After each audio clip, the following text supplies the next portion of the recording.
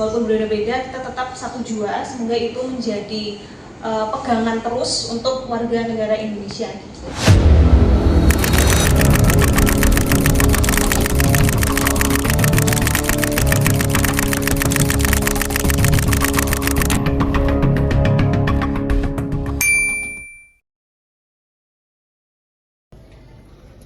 Assalamualaikum warahmatullahi wabarakatuh.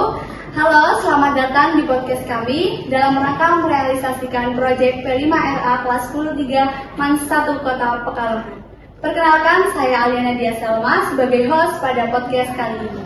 Di sini kita akan ngobrol santai tapi penuh makna tentang budaya, pendidikan, dan kehidupan sosial di Indonesia. Pada kesempatan kali ini, kita akan membahas sesuatu yang sangat penting dan sangat dekat dengan kehidupan sehari-hari, yaitu keberagaman suku dan ras. Seperti yang kita tahu, Indonesia adalah negara yang kaya akan keberagaman dari Sabang sampai Merauke. Ada ratusan suku, berbagai ras, bahasa daerah, dan adat istiadat yang berbeda-beda. Tapi justru dari perbedaan inilah kita bisa belajar untuk saling menghargai dan hidup berdampingan. Untuk membahas topik ini lebih dalam, kita kedatangan narasumber-narasumber yang sangat spesial nih. Penasaran kan kalian pasti siapa sih narasumber yang akan membahas topik keberagaman di Indonesia ini? Ya, mereka adalah dosen dan siswa-siswa yang sudah cukup memahami tentang keberagaman di lingkungan sekolah maupun masyarakat. Langsung saja ya, tanpa berlama-lama biar kalian tidak penasaran, kita sambut narasumber-narasumber kita. Halo Bu Afina, Kak Bintan, Kak Diki, Kak Akila, dan Kak Rifat. Apa kabar semuanya? Alhamdulillah baik. Terima kasih sudah menyempatkan waktunya untuk datang ke podcast kita ini. Wah, senang sekali ya teman-teman, kita akan ngobrol nih hari ini. Nah, tanpa lama-lama langsung aja kita ngobrol dengan narasumber pertama dulu. Ya, ada Bu dosen, Bu Afina. Halo, assalamualaikum Ibu. Waalaikumsalam. Gimana nih kabarnya Bu? Alhamdulillah. Alhamdulillah baik. Iya. Terima kasih Bu sudah mau menyempatkan waktunya untuk datang ke sini di tengah kesibukannya sebagai dosen. Ya. Nah, sekarang langsung aja ya Bu nih, boleh diceritakan sedikit latar belakang Ibu sebagai dosen dan mata kuliah yang diajarkan.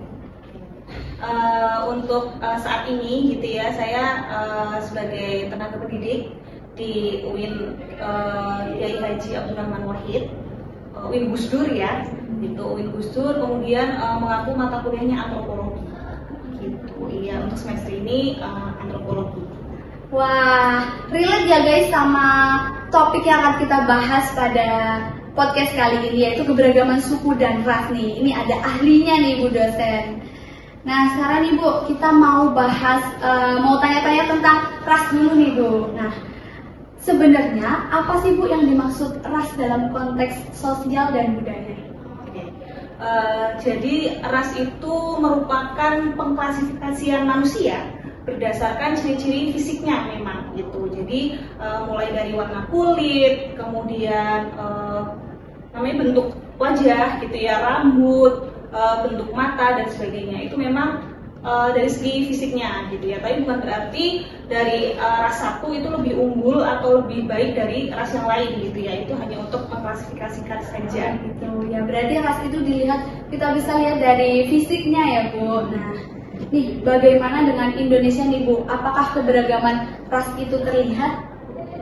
Sangat terlihat ya gitu. Jadi kalau kita lihat di skala lebih besar gitu ya, di dunia ini memang ada 4 ras terbesar gitu ya. Yang pertama ada Kaukasoid, kemudian ada Mongoloid, ada Australoid, dan Negroid gitu ya. Nah, Indonesia sendiri sebenarnya termasuk dalam ras Mongoloid gitu. Tapi orang-orang Indonesia yang sudah menikah gitu ya dan punya keturunan dengan orang-orang dengan ras yang berbeda, tentunya itu melengkapi keberagaman di Indonesia gitu.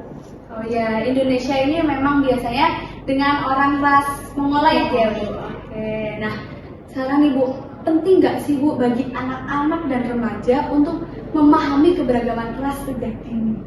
Oke, sebenarnya yang penting ya, pentingnya mungkin kita bisa ngasih edukasi sebagai awalan, edukasi bahwa walaupun kita berbeda kulit gitu ya, berbeda bentuk mata, tinggi badan dan sebagainya, kita punya kesempatan yang sama untuk berteman, pendidikan, pekerjaan gitu. Jadi perbedaan warna kulit, bentuk fisik itu bukan menghalangi kita untuk lebih maju gitu ya. Itu mungkin pendidikan awal untuk usia dini gitu ya. Gitu. Nanti semakin berkembangnya anak tentunya kita kasih tambahan edukasi sesuai dengan usianya. Oh gitu. Jadi penting ya guys untuk mengajarkan kita keberagaman ras sejak dini, karena biar kita bisa saling menghargai dan kita tuh tahu bahwa walaupun kita berbeda tapi kita tetap mempunyai kesempatan yang sama untuk maju nih. Nah, dari sudut pandang Ibu sebagai dosen nih, gimana sih peran guru dan sekolah dalam membentuk pemahaman siswa terhadap cara menyikapi keberagaman ras ini? Oke. Kita lihat lingkungan sekolah ya, tentu itu menjadi salah satu representasi gitu ya, gambaran di lingkungan lebih luas lagi. Kalau di sekolah mungkin sederhananya begini, walaupun berbeda suku, berbeda ras, sama, kita punya kesempatan yang sama gitu. Bukan berarti suku A gitu ya itu tidak diberi kesempatan untuk misalkan tampil dan sebenarnya itu nggak boleh. Jadi walaupun itu berbeda ras, berbeda suku, berbeda penampilan gitu ya, semua harus dikasih kesempatan yang sama gitu untuk kemajuan dirinya, untuk merasa dirinya juga berharga. Oke guys, jadi peran sekolah dan guru ini dalam pemahaman siswa terhadap cara menyikapi keberagaman ras ini tuh sangat penting juga ya. Dan sekarang nih kita untuk tahu lebih spesifiknya tentang ras, kita punya dua narasumber dengan ras yang berbeda nih dan ras yang nggak biasanya ada di Indonesia. Ada Kak Akila dan Kak Rifat. Halo Kak Akila, Kak Rifat. Halo. Oke. Gimana nih Kak Akila kabarnya? Alhamdulillah baik. Kak Rifat? Alhamdulillah baik. Ya oke. Sekarang nih Kak Akila kelas berapa sih? Aku sekarang kelas 11. Kelas 11 di Satu Kota Pekalongan. Nih, Kak Rifat juga nih kayaknya seragamnya sama kelas 11 ya? Iya. Oke. Nah, sekarang nih kita lihat guys Kak Akila. Kak Akila ini dilihat-lihat dari warna kulitnya, terus juga matanya nih agak lebih sipit gitu. Beda ya sama orang Indonesia biasanya nih. Kak Akila keturunan mana sih? Aku ada keturunan Tiongkok dari ayah. Oh, keturunan Tiongkok guys, dari ayahnya. Nah, keturunan Tiongkok berarti itu termasuk ras Asiatik Mongoloid ya Bu ya? Oke, yang mirip-mirip sama orang Jepang, Korea juga nih. Nah, kalau Kak Rifat nih hidungnya mancung. Kayak kalau kita tahu ya, kalau hidung mancung tuh biasanya orang-orang Arab nih. Kalau Kak Rifat sendiri, apakah memang keturunan Arab? Iya, saya blasteran Arab, jadi saya itu ras Kaukasoid, jadi mirip-mirip Arab gitu. Oh gitu. Kalau boleh tahu nih, Kak Rifat ini keturunan dari siapa? Ayah atau ibu? Nah, kalau itu keturunan dari ayah ibu, sama keluarga saya Arab semua. Wah, ternyata memang Arab semua ya, makanya mukanya nih emang Arab banget. Nah, sekarang apa sih Kak yang unik atau khas dari ras Kak Akila dan Kak Rifat nih? Mungkin bisa dimulai dari Kak Akila dulu nih. Kalau mungkin dari aku, dari warna kulitnya aku sama mungkin matanya aku jadi lebih kecil, jadi kelihatannya sipit. Iya, unik banget ya guys, karena memang berbeda sama orang Indonesia biasanya. Kalau orang ras Asiatik Mongoloid ini memang lebih sipit gitu dan kulitnya rada putih gitu. Nah, kalau dari Kak Rifat nih, apa yang khas atau unik dari ras Kaukasoid ini? Nah, kalau dari hasil unik, biasanya hidungnya mancung, terus orangnya badannya tinggi-tinggi, terus kepalanya bentuknya biasanya itu oval. Dan kalau kita lihat, bisa dilihat dari rambutnya biasanya bergelombang atau keriting gitu. Iya, terlihat jelas ya bedanya memang. Kalau orang Indonesia nih biasanya ada yang pesek, ada yang mancung. Tapi kalau orang Arab nih kayaknya mayoritas semuanya mancung ya. Nah, nih Kak Akila nih, kira-kira bangga nggak sih punya keturunan dari Tionghoa nih? Kalau dari aku sendiri pasti bangga lah. Soalnya kan yang punya ras seperti itu kan mungkin minoritasnya. Tapi karena aku tinggal, lahir, terus besar di Indonesia, jadi aku bangga menjadi warga negara Indonesia.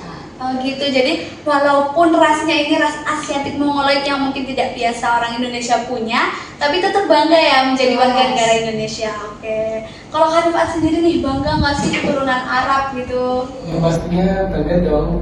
Walaupun saya beda daripada orang Indonesia pada umumnya, tapi saya tetap warga negara Indonesia. Oke, tetap tidak luput dari bangga menjadi warga negara Indonesia ya teman-teman.